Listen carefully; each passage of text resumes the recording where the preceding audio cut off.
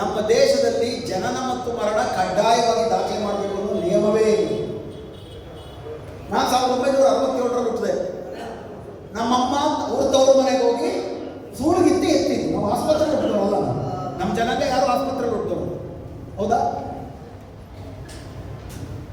ಅಕಸ್ಮಾತ್ ಆಸ್ಪತ್ರೆಗೆ ಹುಟ್ಟಿದೆ ಅಂತ ಈಗ ಕೆಲವರು ಕೈ ಎತ್ತದು ಬರ್ತ್ ಸರ್ಟಿಫಿಕೇಟ್ ಇದೆ ಅಂತ. 1967ರಲ್ಲಿ NT ಕೃಷ್ಣಮೂರ್ತಿ ಅಂತ ನಮ್ಮ ಅಪ್ಪನ ಹೆಸರು, ಪಿ ನಾಗರತ್ನಮ್ಮ ಅಂತ ನಮ್ಮ ತಾಯಿ ಹೆಸರು.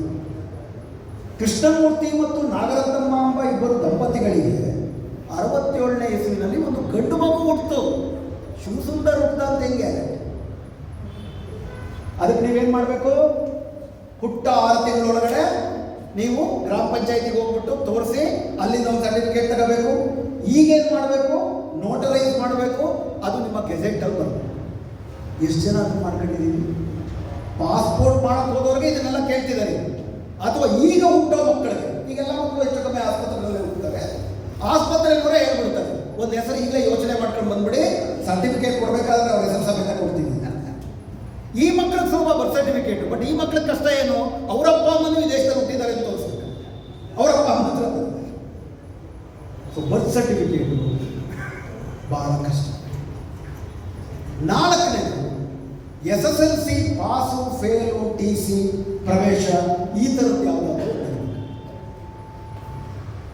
ಈ ದೇಶದಲ್ಲಿ ಕರ್ನಾಟಕದ ಅಂಕಿಅಂಶ ಹೇಳಬೇಕು ಅಂದರೆ 100 ಜನ ಪ್ರೈಮರಿ ಸ್ಕೂಲಿಗೆ ಸೇರಿದ್ರೆ 40 ಜನ ಹೈಸ್ಕೂಲಿಗೆ ಬರ್ತಾರೆ, 20 ಜನ SLC ಮುಖ ಹೋಗ್ತಾರೆ. 80 ಜನ ನಮ್ಮ ದೇಶದ ಗ್ರಾಮೀಣ ಬಡವರು ಯಾರು ಕೂಡ SLC ಮುಖನೂ ನೋಡೋದು. SSLC ಸರ್ಟಿಫಿಕೇಟ್ ಇರುತ್ತೆ ಅಂತ ಇಟ್ಟು ಏನೇನಿರುತ್ತೆ SSLC ಸರ್ಟಿಫಿಕೇಟಲ್ಲಿ? ಡೇಟ್ ಆಫ್ ಬರ್ತ್ ಇರುತ್ತೆ, ಯಾರ ಹೆಸರಿರುತ್ತೆ? ಅಪ್ಪನ ಹೆಸರಿರುತ್ತೆ, ಅಮ್ಮನ ಹೆಸರಿರಲ್ಲ. ಅಮ್ಮ ಆಬ್ಸೆಂಟ್, ಅಮ್ಮ ಆಬ್ಸೆಂಟ್. ಈಗ ಸೇರಿಸ್ತಾ ಇದ್ದಾರೆ. ಬಟ್ ಈಗಿನ ಮಕ್ಕಳ ಸಮಸ್ಯೆ ಅವರಪ್ಪ ಅಮ್ಮನ ಹೆಸರು ಇರಬೇಕು, ಬರೀ ಅವ್ರದ್ದು ಸಾಲ. ಅಪ್ಪ ಅಮ್ಮನ ಕಾಲದಲ್ಲಿ ಅಪ್ಪನ ಹೆಸರಿತ್ತು, ಅಮ್ಮಂದಿಲ್ಲ. ಅಪ್ಪ ಅಮ್ಮ ಇಬ್ರು ಕೂಡ ಈ ದೇಶದಲ್ಲಿ ಹುಟ್ಟಿದ್ದಾರೆ ಸಾಬೀತು ಮಾಡಬೇಕು ಅಂದರೆ ನಿಮ್ಮ SSLC ಸರ್ಟಿಫಿಕೇಟ್ ಕೊಟ್ಟರೆ ಅಮ್ಮ ಪಾಸ್ ಆಗುತ್ತೆ, ಅಪ್ಪ ಪಾಸ್ ಆಗ್ತಾರೆ, ಅಮ್ಮ ಫೇಲ್. ಅಮ್ಮ ಫೇಲ್ ಆದರೆ ಮಗ ಮಕ್ಕಳು ಫೇಲ್, ಯಾಕಂದ್ರೆ ಇಬ್ರು ಈ ದೇಶದಲ್ಲಿ ಹುಟ್ಟಿದ್ದಾರೆ ಅಂತ ತೋರಿಸ್ತಾರೆ. SSLC ಹೀಗೆ. 5ನೇದು ಆಸ್ತಿ ದಾಖಲೆಗಳಿವೆ. ಆಸ್ತಿ ಅಂದರೆ ಜಮೀನು, ಅಂಗಡಿ, ಕಾರ್ಖಾನೆ, ಮನೆ. ಗ್ರಾಮೀಣ ಪ್ರದೇಶದಲ್ಲಿ 60% ದಲಿತರು, OBCಗಳು ಭೂಹೀನ ರೈತರಾಗಿದ್ದಾರೆ, ಕಾರ್ಮಿಕರಾಗಿದ್ದಾರೆ. ನಗರ ಪ್ರದೇಶದಲ್ಲಿ 30% ಜನ ವಲಸೆ ಕಾರ್ಮಿಕರು ಸ್ಲಮ್ಗಳಲ್ಲಿದ್ದಾರೆ. ಬೆಂಗಳೂರಿನಲ್ಲಿ 1.5 ಕೋಟಿ ಜನ ಇದ್ದರೆ 70 ಲಕ್ಷ ಜನ ಸ್ಲಮ್ಮಲ್ಲಿದ್ದಾರೆ. ಯಾರಿಗೂ ಕೂಡ ಸ್ವಂತ ಆಸ್ತಿ ಪತ್ರ ಇರೋದು. ಸಪೋಸ್ ಆಸ್ತಿ ಪತ್ರ ಇತ್ತು ಅಂತಿತ್ತು, ಜಮೀನಿತ್ತು, ಮನೆ ಇತ್ತು, ಫ್ಯಾಕ್ಟ್ರಿ ಇತ್ತು, ಯಾರ ಹೆಸರಲ್ಲಿರುತ್ತೆ? ಯಾರ ಹೆಸರಲ್ಲಿರುತ್ತೆ?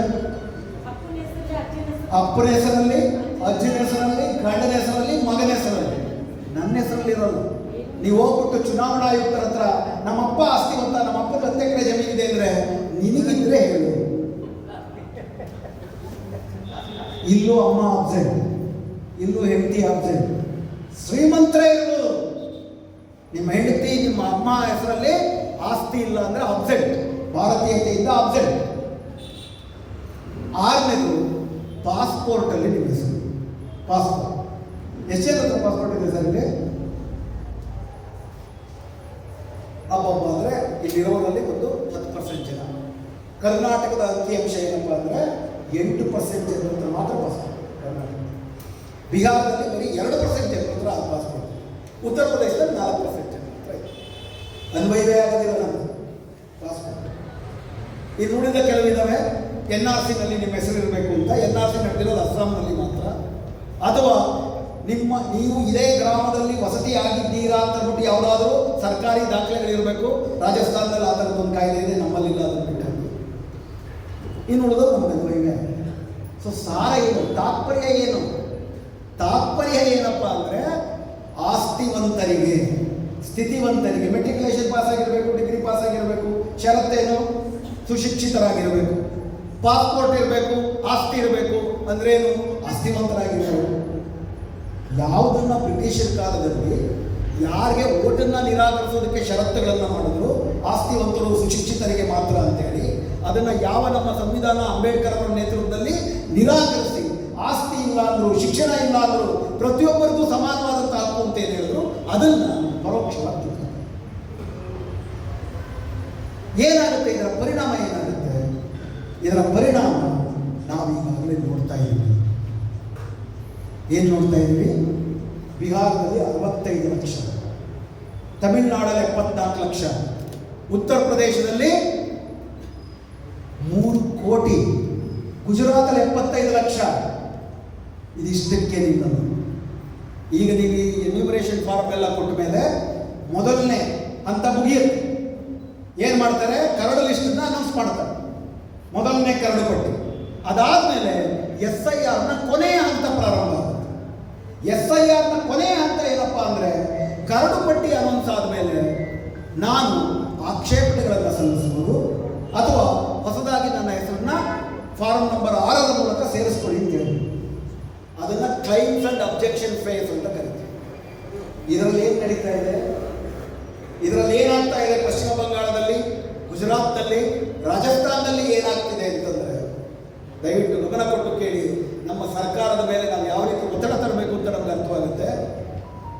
ಅಸ್ಸಾಮಿನಲ್ಲಿ, ಗುಜರಾತಿನಲ್ಲಿ, ಉತ್ತರ ಪ್ರದೇಶದಲ್ಲಿ ಸಾವಿರಾರು ಅಪ್ಲಿಕೇಶನ್ಗಳು ಫಾರಂ ನಂಬರ್ 7 ಆಕ್ಷೇಪಣಾ ಅರ್ಜಿಗಳು ಫೈಲ್ ಮಾಡ್ತಿದ್ದಾರೆ. ಯಾರ ಮೇಲೆ ಫೈಲ್ ಮಾಡ್ತಿದ್ದಾರೆ? ಫಾರಂ ನಂಬರ್ 7 ಯಾರಾದ್ರೂ ನಾನು ಫೈಲ್ ಮಾಡಬೇಕು ಅಂತಂದರೆ, ಇದುವರೆ ತನಕ ಏನು ನಿಯಮ ಇತ್ತು ಅಂದರೆ, ಒಂದೇ ಬೂತಿನಲ್ಲಿರುವ ವ್ಯಕ್ತಿ, ಒಂದು ಬೂತಲ್ಲಿ ಹಬ್ಬ ಅಂದರೆ ಎಷ್ಟು ಓಟ್ ಇರುತ್ತೆ? 1200 ಓಟ್ ಇರುತ್ತೆ, ಒಂದು 3 ಬೀದಿಗಳಿರುತ್ತೆ. ಒಂದೇ ಬೂತಿನಲ್ಲಿರುವ ವ್ಯಕ್ತಿ, ನೋಡಿ ಸ್ವಾಮಿ, ಈ ಅಡ್ರೆಸ್ಸಲ್ಲಿ ಯಾರು ನೋಂದಾವಣಿ ಮಾಡ್ಕೊಂಡಿದ್ದಾರೆ, ಅವರು ಶಿಫ್ಟ್ ಆಗಿಬಿಟ್ಟಿದ್ದಾರೆ, ಅವರು ಸತ್ತೋಗಿದ್ದಾರೆ, ಅಥವಾ ಅವರು ಈ ದೇಶದವರೇ ಅಲ್ಲ ಅಂತ ನಾನು ಕಂಪ್ಲೇಂಟ್ ಕೊಡ್ಬೋದು. ನಾನು ಫಾರಂ ನಂಬರ್ 7ರಲ್ಲಿ ಕಂಪ್ಲೇಂಟ್ ಕೊಟ್ಟಾಗ ಚುನಾವಣಾ ಆಯುಕ್ತರು ಅದನ್ನು ಪರಿಶೀಲನೆಗೆ ತಗೊಂಡು ನೋಟಿಸ್ ಕೊಡಬೇಕು, ಯಾರ ಮೇಲೆ ಕಂಪ್ಲೇಂಟ್ ಕೊಟ್ಟಿರ್ತೀನೋ ಅವ್ರಿಗೆ. ಈಗೇನಾಗ್ತಾ ಇದೆ? ಉತ್ತರ ಪ್ರದೇಶ, ರಾಜಸ್ಥಾನ, ಮಧ್ಯಪ್ರದೇಶ, ಗುಜರಾತ್, ವೆಸ್ಟ್ ಬೆಂಗಾಲ್ನಲ್ಲಿ ಸಾವಿರ ಫಾರಂ ನಂಬರ್ 7ಗಳು ಬಿಜೆಪಿಯ ಕಾರ್ಯಕರ್ತರು ಮುಸ್ಲಿಮರ ಮೇಲೆ ಬರ್ತಿರ್ತಾರೆ.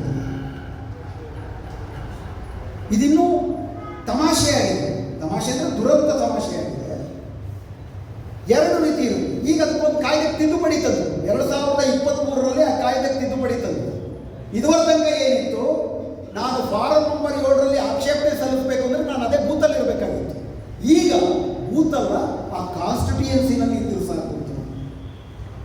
ಮತ್ತು ಫಾರಂ ನಂಬರ್ 7 ಅಪ್ಲಿಕೇಶನ್ ನಾನು ಸಲ್ಲಿಸಬೇಕಾದ್ರೆ ಯಾರ ಹೆಸರನ್ನ ಅಂತ ಅಂದ್ಬಿಟ್ಟು ಯಾರ ಹೆಸರನ್ನ ಕಿತ್ತಾಕಬೇಕು ಅಂತ ನಾನು ಸೂಚಿಸಬೇಕು, ಮತ್ತು ನನ್ನ ವೋಟರ್ ಕಾರ್ಡ್ನ, ನನ್ನ ವಿಳಾಸವನ್ನು, ನನ್ನ ಫೋನ್ ನಂಬರ್ನ ಕೊಡಬೇಕು.